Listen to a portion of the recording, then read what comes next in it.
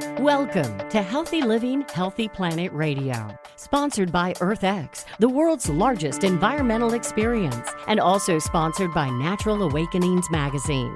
Live your healthiest life on a healthier planet. Now, here's your host, Bernice Butler. Welcome to Healthy Living, Healthy Planet Radio today. We are now nearing the end of our second season, but still more excited than ever to continue to help you explore and understand the unbreakable relationship between your health and the health of the planet. Here we look at the hottest topics related to our environment and its sustainability and how they affect your health and wellness. Here, issues like climate change, plastic pollution, extreme weather events, and others will meet up with everyday impacts like allergies and asthma, digestive issues and gut health, cancers, lung and heart issues, and more. So listen in today as we interview experts for today's show on renewable energy and electric vehicles, Hope for the Future. And this is our third show in our August series on air quality and transportation. So what's the big deal about renewable energy? Why is this so important? Well, there's no path to protecting the climate without dramatically changing how we produce and use electricity. Nearly 40% of the United States carbon dioxide pollution comes from power plants burning fossil fuels. But we can turn things around with renewable energy, which minimizes the carbon pollution and has a much lower impact on our environment. In addition to its environmental benefits, renewable energy also assures our children's and our children's children's future. It creates jobs, bolsters the economy, and provides energy security so that we can all be assured of energy all the time in the future that's not going to be subject to political, climate, and environmental factors and disasters. Generating electricity from low-carbon energy sources and cutting energy demand reduces the need, of course, for fossil fuel power generation. It also decreases emissions of the harmful gases generated, such as nitrogen oxides, sulfur dioxide, and carbon dioxide. And it thus helps to reduce the human impact on climate change by displacing some of those harmful emissions from the coal-fired power plants. A recent study says that another important benefit to renewables development is that cost savings from cleaner air that helps to save lives. Researchers from Harvard University, in a bid to show the monetary value of clean energy projects in terms of improved public health, have found that energy efficiency measures and low-carbon energy sources can save a region between approximately $5.7 million and $210 million annually, based upon some generally accepted dollar value of human life. And those benefits depend on the type of low-carbon energy involved and the population density of the area surrounding the coal-fired power plants, whose emissions are being reduced by our clean energy project, according to this study.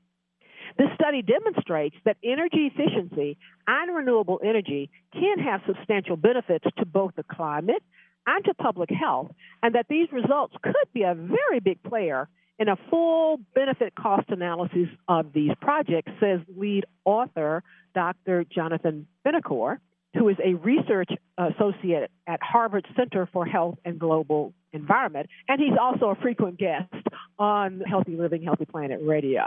Additionally, he says this research shows that the climate benefits and the health benefits are really on par with each other for clean and renewable energy.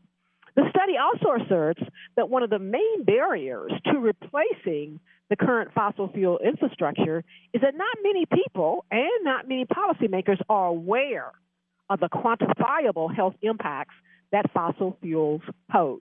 The fact that renewable sources, technologies produce little to almost no greenhouse gases leads toward less air pollutants in the air. The smaller carbon footprint quite naturally paves the way for a complete positive impact on the environment. And during the ignition process for fossil fuels, those fuels tend to emanate a high volume of carbon dioxide gases, which has been proven to aggravate the escalation of global temperatures, i.e. global warming, and the incident of intense weather events. which we always talk about in like October, November on Healthy Living, Healthy Planet Radio. Now, apart from the greenhouse gases, the damaging temperatures and incidents of intense or extreme weather events, and apart from the greenhouse gases, the pollutants released in due course of burning these fossil fuels leads toward several cardiac as well as respiratory issues. So with the use of sustainable energy, you can certainly cut down the presence of these contaminants and account for an overall better air quality and a healthier environment. And by contributing to less greenhouse releases, we can play an active role in alleviating the greenhouse effect and improve upon significantly our air quality, thereby creating a better world in which to live. And nitrous oxide, carbon dioxide, and sulfur dioxide unleashed by the fossil fuels can be deadly, as we said, to human health if it's inhaled for very long. Cleaner air, on the other hand, would certainly help to save lives, especially when it involves respiratory conditions and even cancers and other chronic diseases, which we're going to talk about a lot more in next week's show. Now, this is a lot.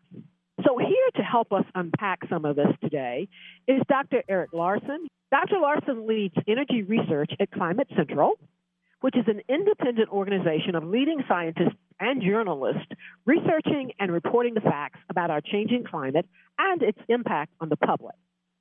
Dr. Larson is also a senior research faculty member with the Energy Systems Analysis Group at Princeton University's Andlinger Center for Energy and the Environment. He is also an affiliated researcher with the Woodrow Wilson School of Public and International Affairs. His research interests include engineering, economic, and policy-related assessments of advanced clean energy technologies and resources. Eric collaborates with colleagues worldwide and has over 200 publications, including the groundbreaking report on the Net Zero America Project, which was released in December of 2020. And that work aims to inform and ground political, business, and societal conversations regarding what it would take for the U.S.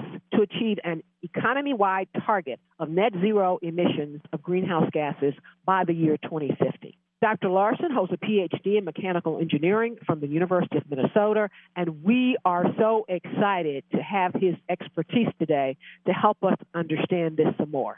Welcome. We're so glad to have you. Thank you. Happy to be here. Eric, let's start out by, explaining and discussing the difference for our listeners between clean energy and renewable energy. So what's the difference there?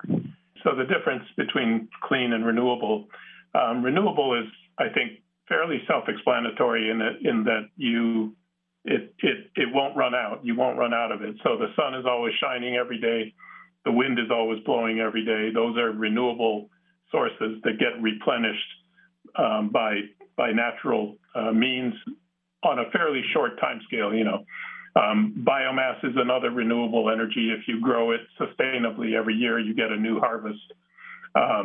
Clean means different things to different people. But in general, it has to do with how much pollution is coming out of the resources.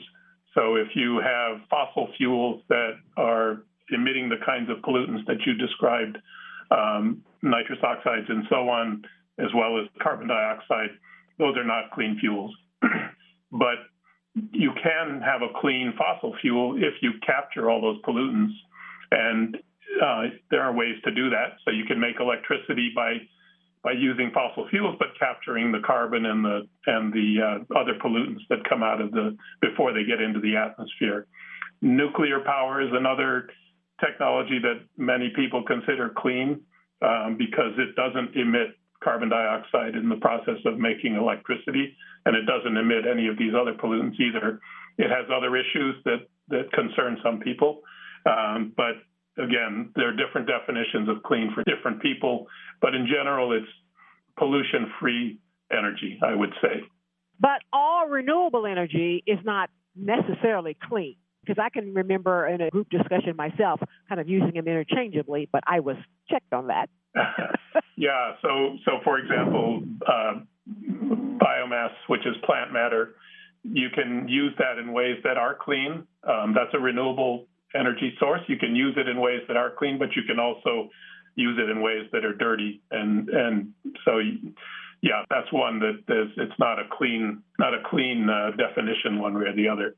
Indeed. So they're very similar, but they're not exactly the same. And that's why I can understand that people tend to think they're one and the same and use them interchangeably. There are sources that are renewable, but they're not exhaustible.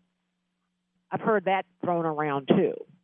Right. So exhaustible energy would be things like fossil fuels. We could, in theory, if we mine all of the coal and get all the oil and gas out of the ground, we're going to exhaust that. In practice, there's a lot of it there, and we're not going to exhaust it before we need to stop using it to deal with climate change. Renewable could mean inexhaustible. So the wind is always going to blow. Right. The sun is always going to shine. Those are inexhaustible resources. Indeed. Let's go ahead and go to break, and then we will come back on the other side with Dr. Eric Larson, and we will dive deeply into the various sources of renewable energy.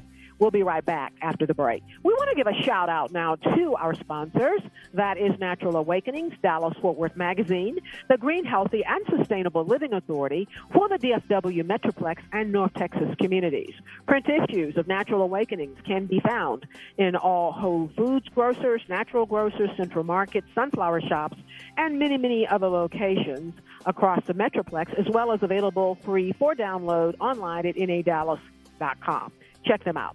Our other sponsor is North Haven Gardens, serving the Metroplex since 1951, the most respected horticultural establishment in North Texas, offering gardening and plant education, concierge services, DIY classes, gifts, and more. Check them out at nhg.com. And our other sponsor is Profound Foods. It is the marketplace for real local food in North Texas. They deliver local organic food to your door each week with free home delivery in 33 North Texas zip codes. With over 50 local farmer producers, Profound Foods is building a more connected, resilient food system in North Texas. Check them out at profoundfoods.com. Thank you, sponsors.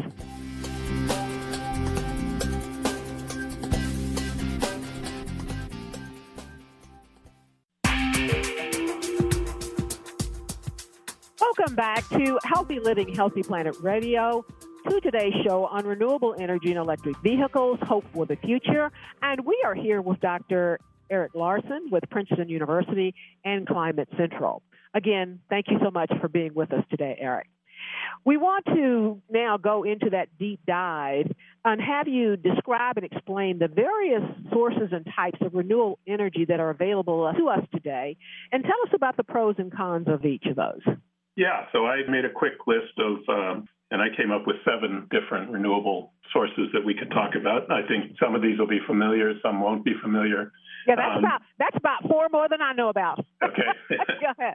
Well, so hydroelectricity is one, and I think all of us know about dams that store water and then release the water to turn turbines to make electricity. That's a form of renewable energy, and that the rain will refill that reservoir over time. We don't have a lot of that in the United States anymore, do we? We don't have a lot, but it's not an insignificant amount. I think people have visited places like Hoover Dam and Grand Coulee Dam, and those were some of the pioneering, renewable projects in this country a long time ago.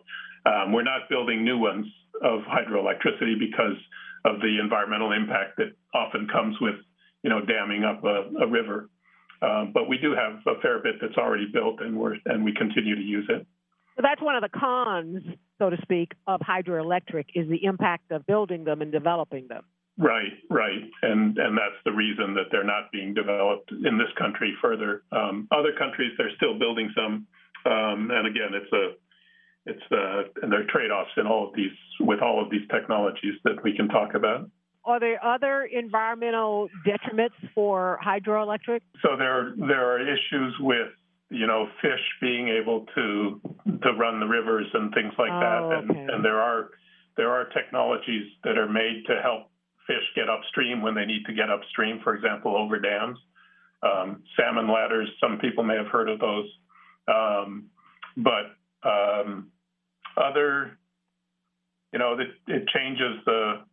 It changes the water flow in a river. Oh, okay. Obviously, but once it's been reestablished, then it's fairly stable. I would say the flooding of the reservoir and the impact on the fish that live in the rivers are probably the biggest factors. And that's substantial too. Yeah. So that was number one. Number two, I've got the sun, which I think most people are familiar with. Solar energy is a renewable source. There are different ways to use the sun's heat. Everything from a simple water heater to you just have water in a tank basically that gets heated by the sun. That's a form of solar energy. But I think the one that people are maybe most familiar with is called photovoltaic panels, which many people have on their roofs these days. And those generate electricity by turning sunlight, the radiation from the sun, into electricity. And those have become very popular all over the world. The costs for those have been coming down very rapidly because they're becoming much more used around the world. And then there's another form of solar, which is to take the sun's rays and concentrate them on a single spot that lets you get to very high temperatures. And then you can make electricity by basically making steam in those high temperatures and then running a steam turbine. That's called solar thermal power. And some people may have seen in the southwest part of the U.S., there are big arrays of mirrors, like in the desert, that are all tuned so that they're all pointing to a big tank on a tower. And that's called a power tower technology. And that tank is basically you're making steam and running a steam turbine with that. That's not as common. I've not seen one of those. I've got some lights on the outside of my house, and the sun comes and hits it, and then they come on at night. So that would be lights that are activated by the ambient light or not, right? So they come on when the sun goes down. Is that right? The days that the sun does not shine, they don't come on at night.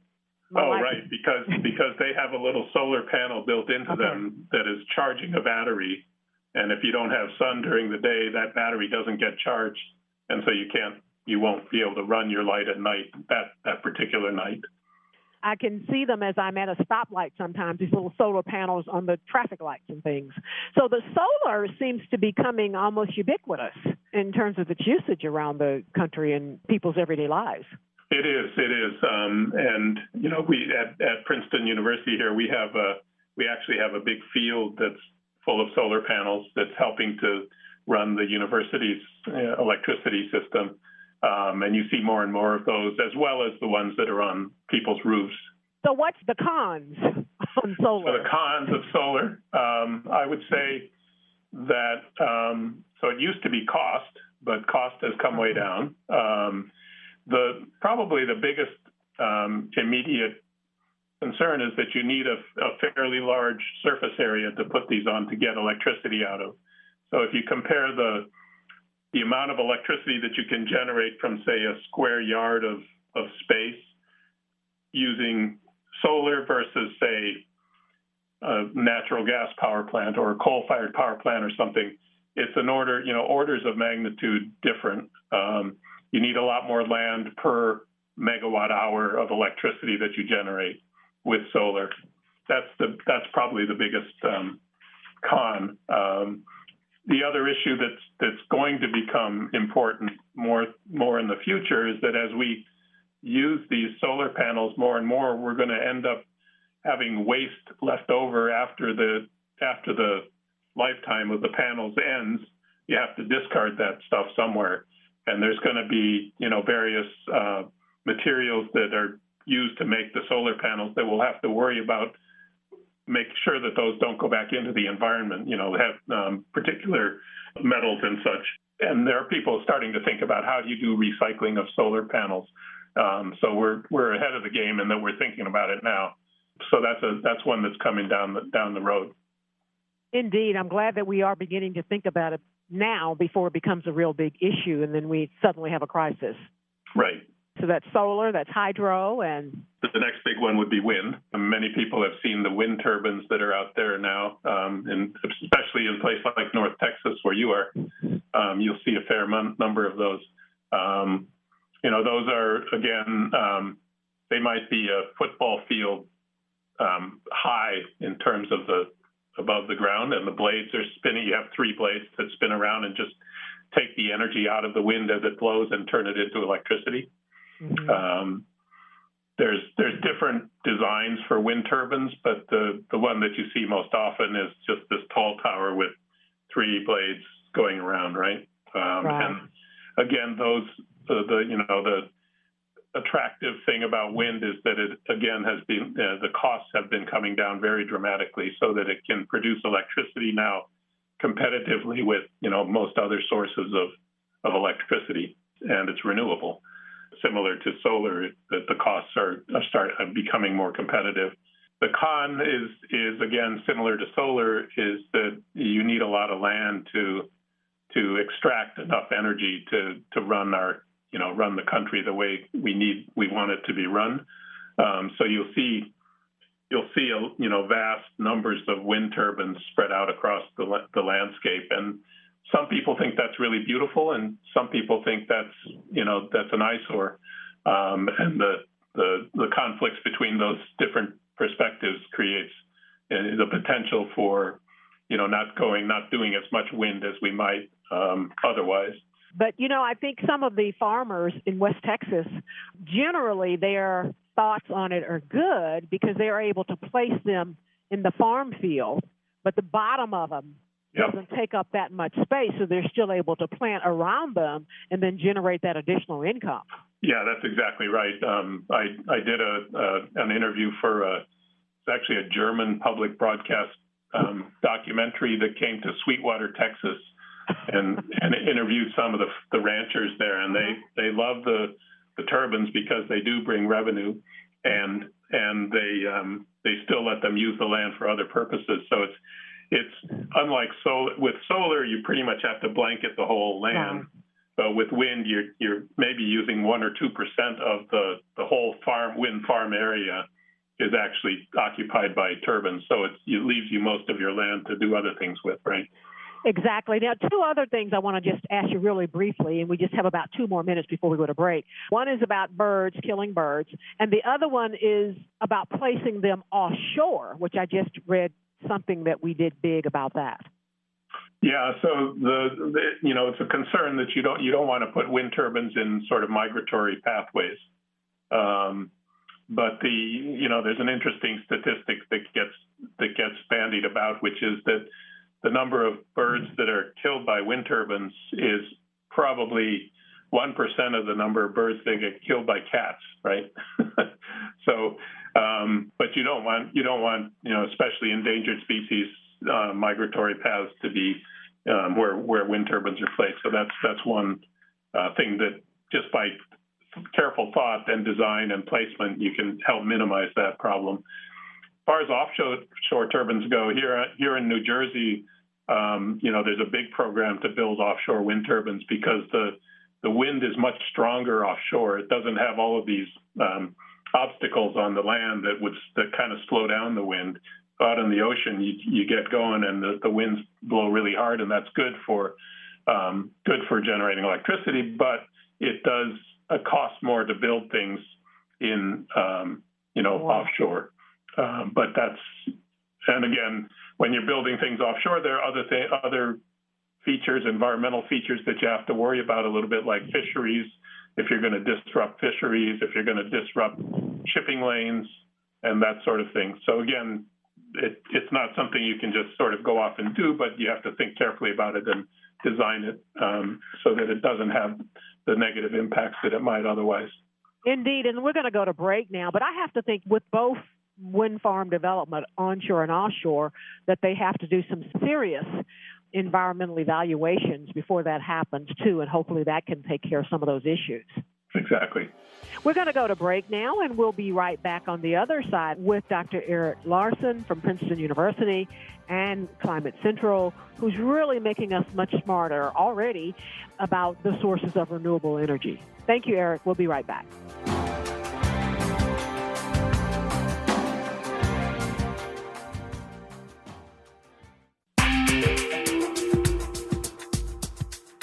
Welcome back to Healthy Living, Healthy Planet Radio. This is the third show in our August theme on air quality and transportation. And today we're going to continue talking about renewable energy and electric vehicles with Dr. Eric Larson from Princeton University and Climate Central. Before the break, we were going down and talking about the various types and sources of renewable energy, the pros and cons of each of those. And we had already talked about hydroelectric, solar energy, sun, and wind energy. So what's next, Eric? So the next one I have on my list is geothermal energy, Okay. which is basically using the heat that's in the underground in the earth and using that as an energy source. And that's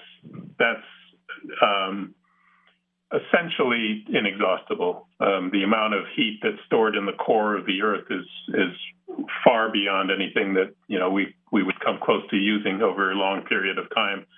So there's different ways it can work, but basically you drill a hole down and put in a pipe that you run water or some other fluid into, and as it goes down, it'll heat up. You bring that water back up, and now you have hot water that you can use for energy. And hot water is a perfect temperature for heating of homes. It can also be used to run air conditioning if you design it right. So that's geothermal energy. We don't use very much of it today, again, because it's pretty expensive to drill all those holes that you need for a single home. You might need, 3, 4, 5, 6 holes in the ground, and each one is expensive to drill. So it's not as cost effective as some of the other renewable technologies today. I imagine there's some environmental issues associated with drilling all those holes in the ground as well. Some, I think it's not it's more benign than, say, drilling for oil, for example, where yes, where you're going to bring oil up. These are not as deep as oil wells or shale gas wells, for example. But yeah, you can, if you want to, you have to worry about drinking water aquifers and things like that. But geothermal, these would be where individuals build them, or are there any power plants that run off of geothermal? Or yeah, there are. Again, you can have them for individual residents, but there are some that where with power plants, you probably want to go deeper with the wells to get to even hotter resources. There aren't very many geothermal power plants in the U.S. and not that many around the world even. It's more, the technology is better suited to doing heating of buildings because of the temperature match is better than for power generation. Okay, indeed. All right. So that's geothermal. The fifth one I have is biomass, which is basically plant matter. And plant matter that you grow in a given year and you use it, and then it grows back the next year. That's basically a renewable, inexhaustible supply if you do it properly. I think the bioenergy that most people are probably familiar with, if they're familiar with bioenergy at all, is ethanol that's made from corn today. I was going to ask about that. Yeah. Yeah. We also make diesel fuel from soybean oil, and not as much as ethanol, but similar kind of. And that I don't put in the same category of renewable. They mix it with the bad stuff. Yeah, so it uses a lot of fossil fuels to process and make both grow the corn and to convert it. So it's not as beneficial from an environmental perspective as the kind of biomass that is non-edible biomass, basically, right? Anything that you can't eat is better. You don't have this competition with food that people worry about with biomass. Well, let me ask you this: what is the point of putting the corn in the ethanol gas and the other biomass in the diesel? What is the point of that? Because the field is still very dirty. Originally, the ethanol program came about in part because of we used to put lead in our gasoline to so that the engines wouldn't knock, which is it's not good for the engine. But when we discovered that lead was not very good for people to be breathing, then we needed something else to serve the same purpose, and alcohols are able to serve that same purpose. And so that's how it sort of got started with alcohols. There was another alcohol called methanol that first came in, and MTBE is the acronym that people may have heard. There were environmental problems with that, and so ethanol has then come in, which doesn't have those same environmental impacts. And then it's also a way of supporting farmers, right? Farmers who are so productive with their corn production that when you have a lot of something that you're producing, you can't sell it all at a high price, which is what you'd like to do. Prices go down as you increase your supply. And so by allowing corn to be used for ethanol, that took some of the corn out of the food market and kept corn prices at a reasonably high level. And so it's a agricultural support program as much as anything else. Indeed, but the problem is it's still going into fossil fuel. Right. Okay. And so what's your next one then? Let's see. We're down to the ocean now. All right. So there's two different forms of energy in the ocean. One is called wave energy. For those of us who have been to the beach, we know the waves keep coming, right? And if you can harvest that energy through various means and produce electricity from the motion of the waves or from the movement of the tides. So simple way to envision it is if you have a high tide and then you were to drop a wall behind the tide somewhere out, partly out in the ocean, that tide will not go back into the ocean until you release that wall. And that's kind of like a hydroelectric situation at that point. Once you let the water trickle out over the wall and run a turbine to generate electricity. So that's tidal power. But you can also have wave power that has something that every time a wave hits, it moves, and that movement can be turned into electricity generation. So that's wave power. And then the last ocean, and the last of my renewables that I have on my list is called ocean thermal energy conversion.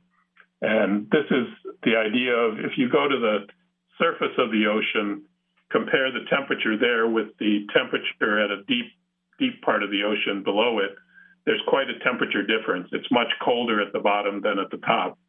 And anytime you have a temperature difference, you're able to use that to generate energy, right? So you know this from when it's hot outside and you're in an air-conditioned, let's do it the other way around. If it's cold outside, you're in a heated building. If you turn the heat off, it starts getting cold because that energy is flowing across that temperature difference, and you can use that to if you design an engine to take advantage of that temperature difference, you can generate electricity. So that's called OTEC, ocean thermal. But none of the ocean technologies are as competitive as some of the other renewables on a cost basis. So we don't use them very much today. So of those 7, what are the most prevalent, the most promising for now and in the future? So the most widely used today is in terms of electricity generation is hydroelectric. Even though we aren't building new amounts, we do have a fair bit of that installed. Wind and solar are coming up very fast now. Today they make, I think wind and solar together, I don't have the numbers right off the top of my head, but it's something like 10% of our electricity. And they are the fastest growing. If you look at graphs of how each one is growing, they are the fastest growing 2 resources, wind in particular, but solar is starting to build now as well. And I think in the future, those are the 2 that are going to be the dominant ones for renewables. The other important one, I think, is going to be biomass. And the reason for that is the sun and the wind give us electricity, but we'll still need fuels in our economy somehow. Airplanes, for example, you can't run an airplane on electricity, a 747 on electricity. So we'll need fuels, and biomass is a form of energy that can be converted into liquid fuels relatively easily. And I think and because of its carbon content, it's actually going to be important as a source for liquid fuels. We're going to go to break now, and we will be back, conclude our session with Dr. Eric Larson with Climate Central and Princeton University. Thank you so much. We'll be right back. We want to give a shout out now to our sponsors. That is Natural Awakenings, Dallas-Fort Worth Magazine, the Green, Healthy, and Sustainable Living Authority for the DFW Metroplex and North Texas communities. Print issues of Natural Awakenings can be found in all Whole Foods markets, natural grocers, Central Markets, sunflower shops, and many, many other locations, as well as available free for download online at nadallas.com. Check them out. Our other sponsor is North Haven Gardens, serving the Metroplex since 1951, the most respected horticultural establishment in North Texas, offering gardening, plant education, concierge services, and gifts and more. Check them out at nhg.com. And our other sponsor is Profound Foods, which is a marketplace for real local food in North Texas. They deliver local organic food to your door each week in 33 North Texas zip codes. With over 50 local farmer producers, Profound Foods is building a more connected, resilient food system in North Texas. Check them out at profoundfoods.com. Thank you, sponsors.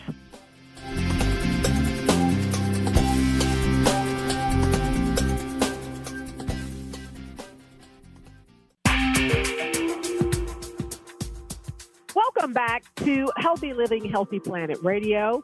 To today's show on renewable energy and electric vehicles, hope for the future, as we continue our August segments on air quality and transportation. And we are back with Dr. Eric Larson from Princeton University and Climate Central. Again, thank you for being with us, Eric. And right before the break, we brought up the topic and the subject of net zero, which is the title of the recent report, Net Zero America, Potential Pathways, Infrastructure, and Impacts, which you were the lead author for Princeton, which is really being put out there by Climate Central as well. And that's a very important report in that it informs us a lot. So can you briefly tell us about your findings and conclusions and how they help to inform people in their everyday lives, Eric? Sure. This was a big study. It took us 2 years, and we had 18 researchers working on it. And the idea was to make it really clear to people, ordinary people, as well as policymakers and corporate decision makers, what it would really look like in this country if we got to net zero greenhouse gas emissions by 2050. And net zero means that we're emitting into the atmosphere no more greenhouse gas emissions than we're removing from the atmosphere in the same year. What we ended up with is it's actually a 350-page report, but it's mostly pictures. And the pictures, each picture is 1,000 words, right? So that's a lot of words that we packed into the report. But the pictures are what really make it clear what we're facing if we want to get to net zero emissions by 2050. So, for example, we have maps there that show where all the solar and wind generators would be placed, in down to very high spatial resolution. So, on the order of 3 or 4 mile grids, we show where you would want to put solar and wind.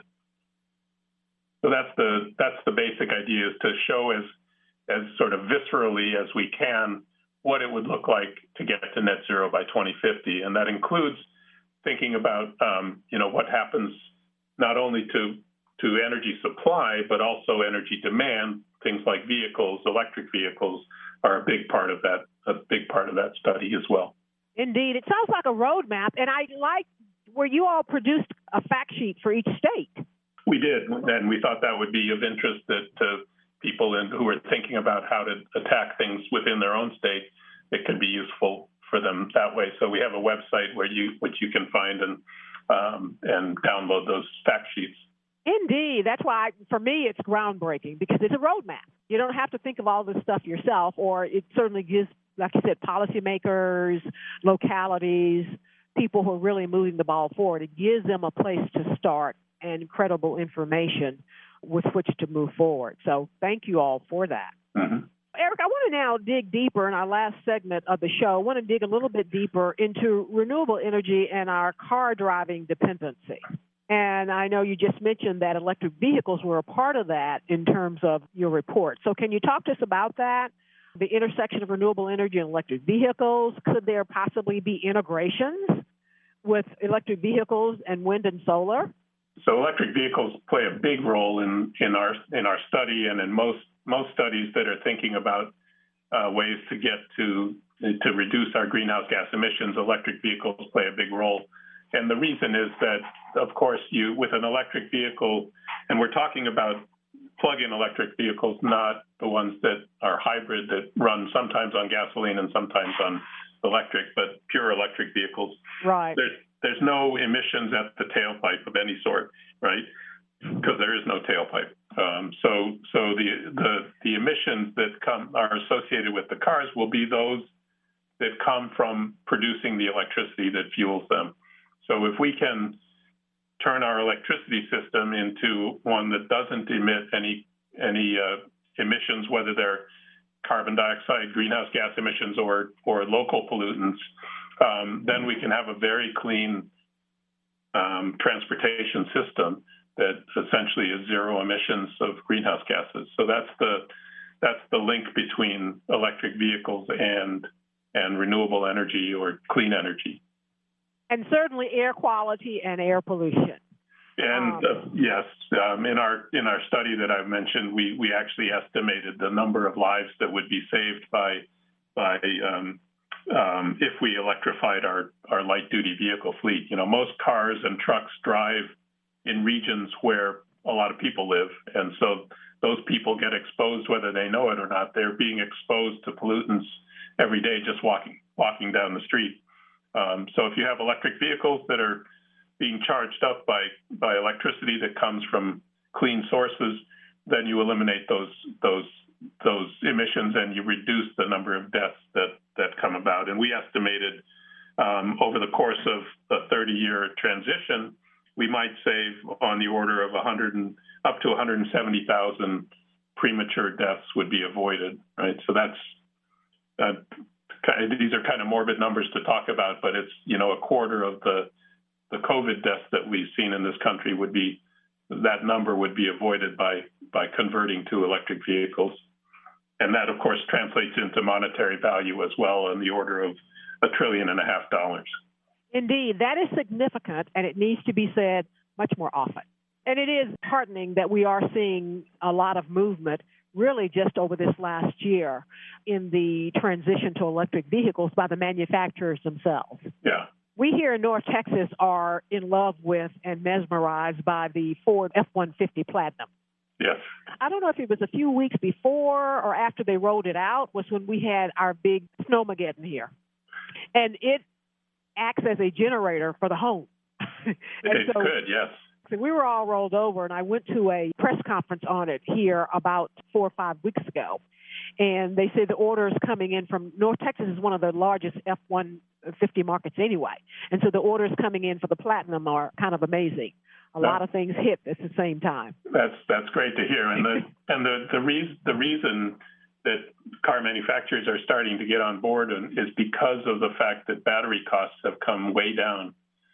So that's the high cost item in an electric car. But if you can get battery costs down, then the cars can be competitive with, and they're close to competitive today with the cost of a regular, a comparable regular car. Indeed, that Ford F-150 Platinum truck, I think they said it starts at about $37,500, which is probably a little lower than the average truck. Makes a big difference. So, Eric, moving on from cars, though, let's talk about renewable energy and the other, perhaps the bigger energy eater in our society, and that is consumer and commercial power usage, the manufacturing and things like that. What's the current state of renewables adoption and transition in those sectors? You know, the electricity grid is kind of, it supplies everybody, right? So it's hard to pin down particular industries that are or are not adopting renewables. Some companies are going out and actively finding arrangements where they can agree to purchase, say, wind power. They might not use it themselves directly, but they're paying for wind power to be on the grid, and they get credit for paying for that. Rooftop solar is the other one where people put PV panels on their roofs. That's quite popular, but it's also relatively expensive compared to, say, building a solar field that's a large scale one. Indeed, and we're seeing companies like Amazon, and I can't remember the others that I've read about, where when they're building these big industrial facilities, that they are rooftopping with solar panels. Yeah, that's a great place to put panels on top of flat warehouses. Mm-hmm. Walmarts and Costco's and places like that. Eric, we just have one more minute to go, so we want to get some last words from you. In terms of your opinion, if at least 50% of the countries around the world transitioned to the use of renewable energy in their power grids, what kind of impact do you think we might experience? And then your last word on what can ordinary people do in their everyday lives to help drive solutions. I think if half the countries were to adopt completely renewable grids, it depends a bit on which countries we're talking about. Yeah. So countries like China, U.S., India, Indonesia, the really big ones, if they do it, that will be huge. I think we need to go eventually to 100% or equivalent of clean energy for the grid, but if we could get to 50%, that would be a big step. So as far as what ordinary people can do in their everyday lives to help drive solutions, I think voting is important. You can do things that to your own living environment, like putting solar panels on your roof. You can invest in an electric vehicle. You can cut down on the miles that you fly in an airplane if you have that ability to do that. Lots of things that can be done at that level. But I think ultimately that has to be combined with sort of system level change, which comes about through political processes. And that's why voting is so important. But, you need to be able to leverage beyond just yourself in order to make this change happen. Policy and making ourselves knowledgeable. And that's what Healthy Living, Healthy Planet Radio is attempting to do, too, is to help make people aware so that they can be passionate about it and get activated to move that policy ahead. Eric, you have indeed made us smarter. Thank you so much for being with us.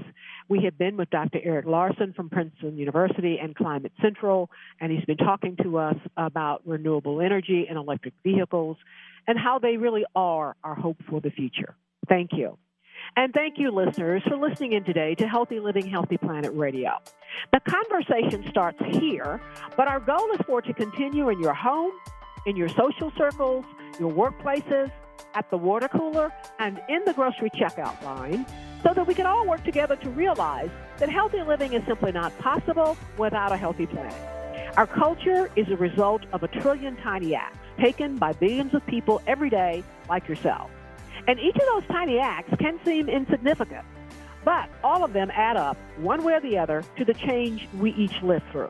This is your host, Bernice Butler. Thank you for listening today, and join us again next week for our last show on air quality and transportation as we drill down on the chronic diseases and health impacts of our air quality situation.